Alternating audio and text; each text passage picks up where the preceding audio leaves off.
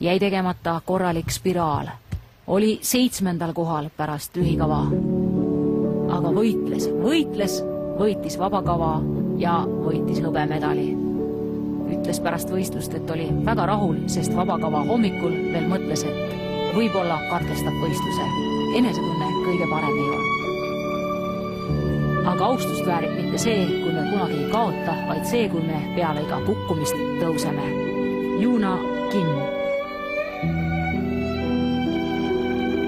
Masnepi ooperist Thais on valinud ta siis muusika selleks demonstratsiooni esinemiseks.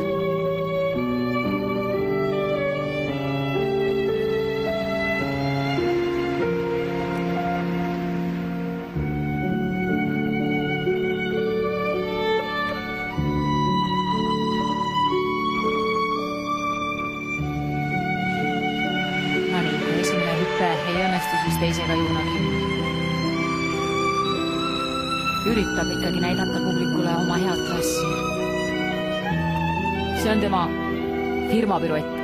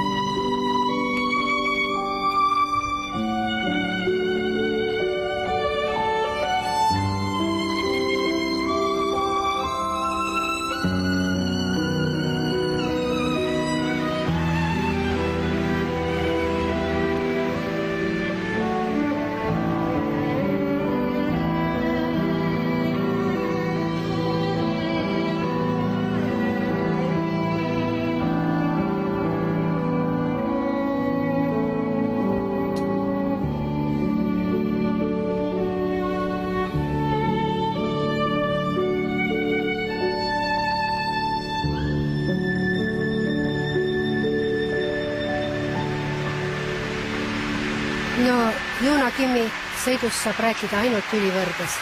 Ta on niivõrd kerge ja plastiline. Iga liigutus on muusikasse. Ta nagu hõljub jää kohal, rääkimata kõigist iluisutamise spetsiaalsetest elementidest, hüpetest ja piruettidest.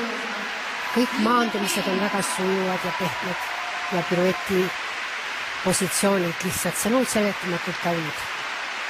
Väga raske on see hooaja lõpp olnud tema jaoks, eelkõige psühholoogiliselt.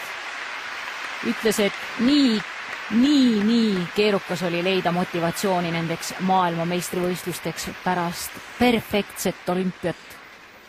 Nii hästi, nagu õnnestus olümpial uisutada, ei ole selle uue süsteemi valguses ja võiks ka öelda tehniliselt mitte kunagi varem ükski naine uisutanud.